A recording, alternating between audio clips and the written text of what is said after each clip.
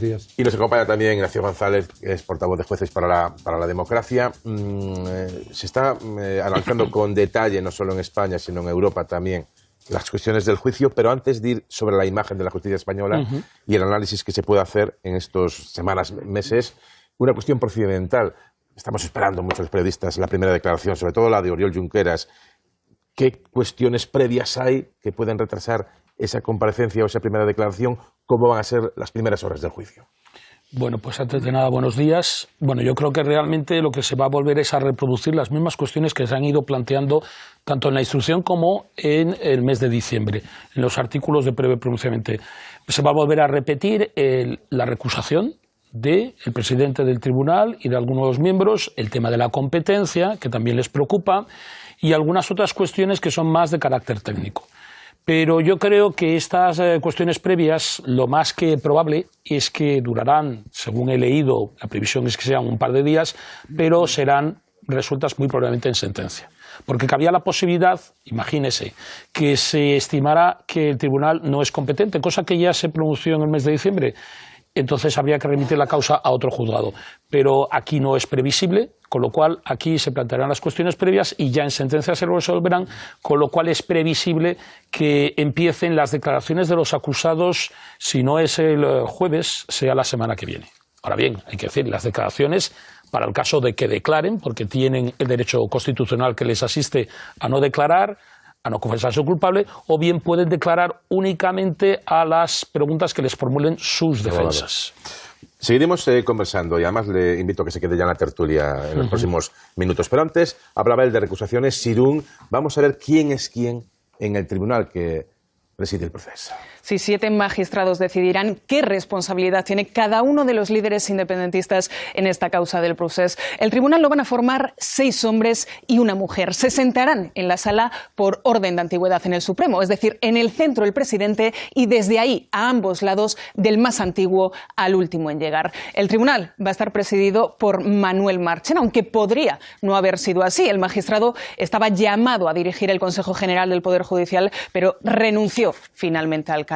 Ideológicamente, pues podemos decir que es un tribunal equilibrado. El propio Marchena, Juan Ramón Verdugo y Antonio del Moral están considerados conservadores. Un moderado, Andrés Martínez Arrieta, y los otros 3 miembros de ese tribunal de corte progresista, Andrés Palomo, Luciano Varela y Ana María Ferrer. Por cierto, Ferrer es la única mujer que habrá en el estrado. Hace 5 años se convirtió en la primera mujer en la historia en ocupar una plaza en la sala de lo penal. Ya hemos visto quiénes enjuiciarán esta causa del procés. Frente a estos 7 magistrados se sentarán los procesados. En el lado derecho de esta sala lo ocuparán las acusaciones, es decir, la Fiscalía del Estado, la Abogacía del Estado y Vox, que está como acusación popular. Al otro lado de esa sala, en el lado izquierdo, se situarán los abogados de la defensa. Como dato curioso, como ven, Francesc Homs, el que fuera portavoz de la Generalitat y condenado por la justicia española por la consulta ilegal del 9N, será el encargado de defender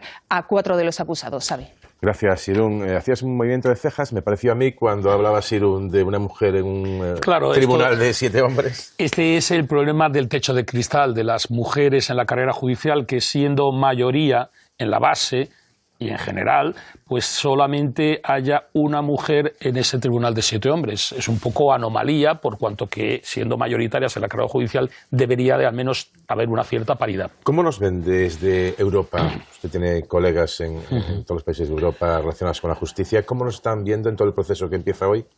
Bueno, el otro día todavía se publicó una carta que había escrito la Unión Progresista de Fiscales a requerimiento del sindicato de la magistratura francés, precisamente un poco para sondear la percepción que tienen los jueces y fiscales españoles sobre cómo nos ven en Europa. Y es verdad que yo creo que hay una serie de datos que revelan que el sistema judicial español no solamente cumple los estándares europeos, sino que incluso en algunos casos es todavía mucho más exigente. Véase el caso de la transparencia. Este juicio es la primera vez en la historia que se retransmite en directo y en streaming. Ello hace que no sea preciso observadores internacionales. Cualquier ciudadano puede, desde su casa, ser un observador directo de la realidad, sin que haya una interpretación ni una intermediación de periodistas o de un tercero. Eso para empezar. En Alemania, por ejemplo, no es posible la presencia de cámaras audiovisuales en las salas de vista, o en Estados Unidos. Estamos acostumbrados a ver en Estados Unidos, ¿no?, a los dibujos. Y el segundo dato que quiero aportar, se habla del Tribunal Europeo de Derechos Humanos. Francia es parte de ese tribunal desde el año 1973. Ha sido condenado más de 700 veces. España, que fue parte desde 6 años después, es decir, del año 79, ha sido condenado únicamente 103 veces. Vamos a seguir hablando de estas cuestiones. Tengo de todas formas una conexión pendiente con el Congreso, con nuestra compañera Ana Gijón, porque hoy estamos pendientes también muy bien del Congreso. Pero como decía, se acaba de incorporar Pedro J. Antes de pasar a otros asuntos, troceándolos con lo que estamos comentando, un análisis, una proyección breve de lo que estamos asistiendo en estos momentos. Pedro. Yo creo que es el tiempo de la justicia. El tiempo de la política pasó y puede volver a plantearse una vez que exista una sentencia. Y yo creo que los 7 miembros del tribunal son profesionales, magistrados de probada competencia. Yo creo que cuando se llega al Tribunal Supremo, todo esto de conservador, de progresista, es decir, lo que sí está politizado es el Consejo, pero al final ellos se van a comportar en términos estrictamente jurídicos. Entonces, sí que hay algo que chirría. Es verdad lo de la transparencia, es verdad lo del prestigio de nuestro sistema judicial, pero no se entiende muy bien que cuando ha pasado el tiempo de la política y no ha vuelto a llegar el tiempo de la política, el protagonismo en la acción popular lo vaya a tener un partido político. Igual me da que sea Vox o que fuera Unidos Podemos. En mi opinión, se debería modificar la ley de enjuiciamiento criminal para que la acción popular no pudieran ejercerla los partidos políticos. No sé si el portavoz de Jueces para la Democracia estará de acuerdo o no. Brevemente, que tengo que ir al Congreso. No, sí, coincido plenamente. Yo creo que es una anomalía el hecho de que formaciones políticas estén en los juicios penales, al margen de que sea este juicio o cualquier otro, y desde luego sea este partido o cualquier otro.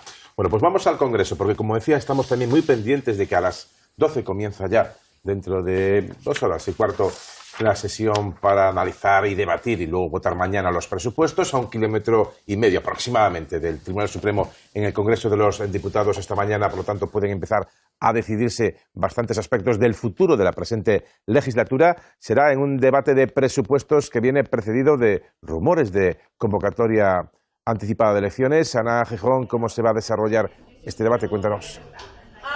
Pues como decís, hoy empiezan 2 días que pueden ser decisivos para el Gobierno, que en los últimos tiempos ha reconocido que sin cuentas los tiempos de la legislatura se pueden ver acortados. Es en Madrid.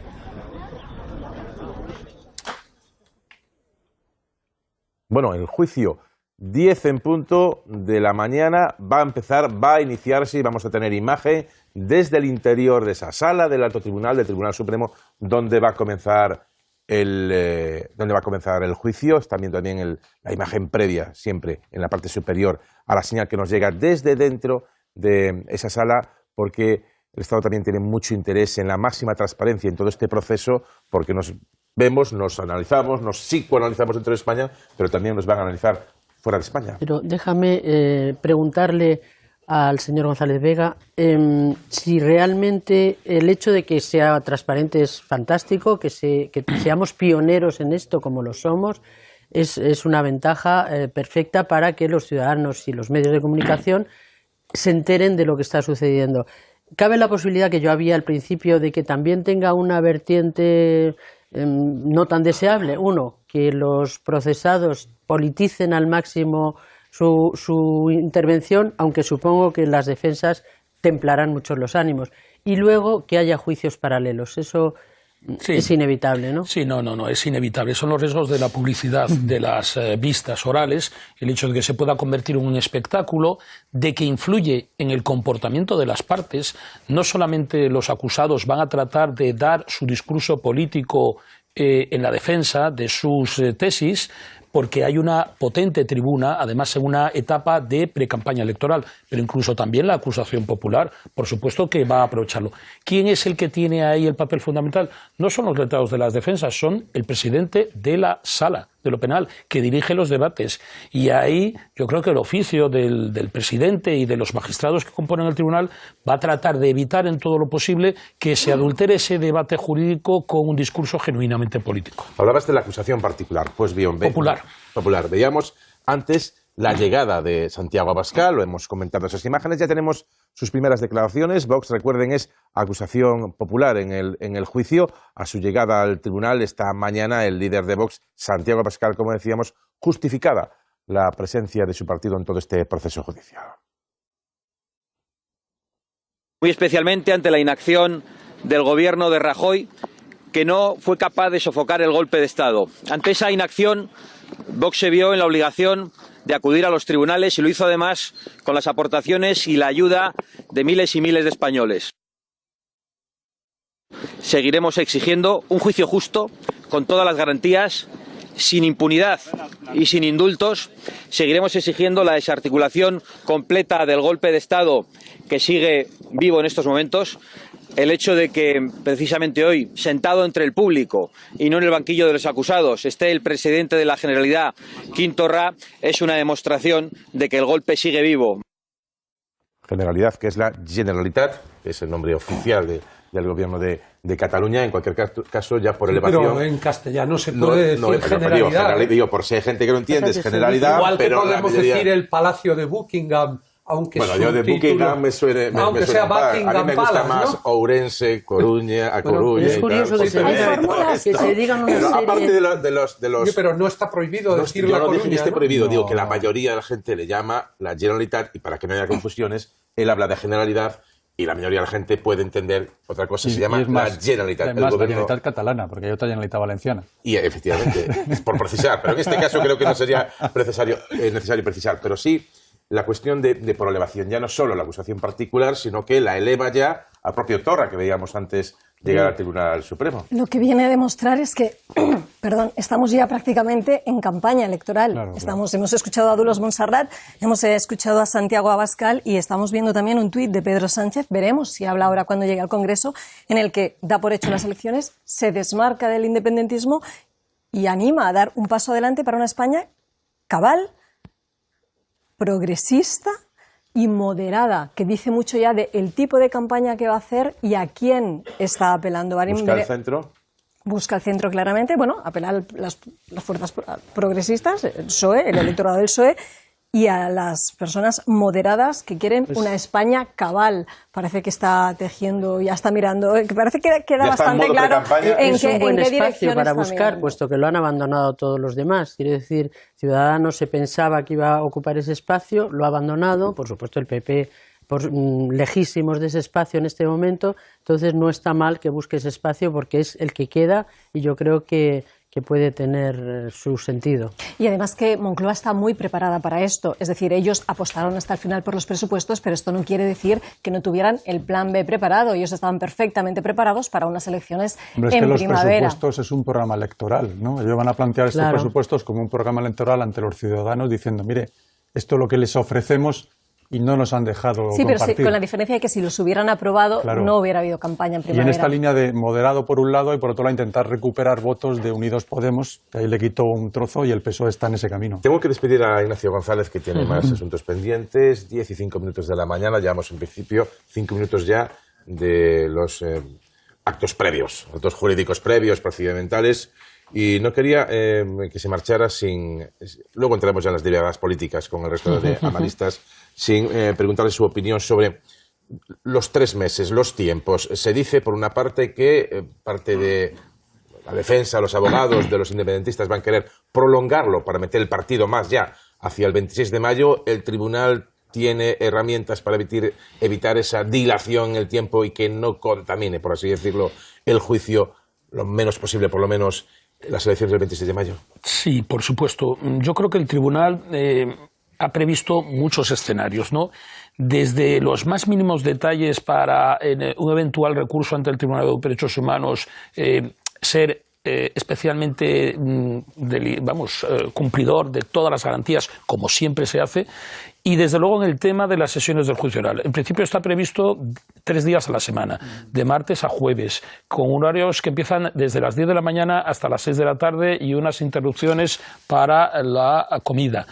Pero, hombre, lo que no se puede hacer es alargar la jornada, porque evidentemente los propios acusados y cualquiera de las partes que participan debe tener sus descansos, pero sí está previsto que se arbitren el lunes y, si fuera preciso, el viernes. Porque claro, lo que en todo caso se quiere evitar es precisamente que desde posiciones políticas que están implicadas en el proceso pueda tratar de manipularse y alargarse. Y yo, una sola última cuestión. Creo que es necesario, y eso sí que veo que las opciones políticas no lo respetan, pero sí que el tribunal es el primero que ha de velar, es por la presunción de inocencia. ¿Por qué lo dice? Lo digo porque en general se habla de que si son unos golpistas, de que ahora es el tiempo de la justicia, pero el tiempo de la justicia supone también que, al margen de las valoraciones políticas, lo que aquí se tiene que decidir es si los hechos objeto de acusación, que no son solamente el poner las urnas, aquí los hechos objeto de acusación, que son los planteados por las acusaciones, se habla de una estrategia planificada, se habla de unas leyes que han sido declaradas expresamente inconstitucionales, de unos actos que ocurrieron el 20 de septiembre, hay que decidir si son un asedio o ha sido una protesta pacífica. Si esos actos inconstitucionales e ilegales son además ilícitos penales. Todo esto es lo que se va a debatir, se van a hacer pruebas y al final tendrá que decidir el tribunal. Ignacio González, muchísimas gracias por atendernos, por estar con nosotros, por ilustrarnos en este complicado juicio, en toda su maraña judicial previa. Muchísimas gracias. Muchas gracias a vosotros. Seguimos analizando estas y otras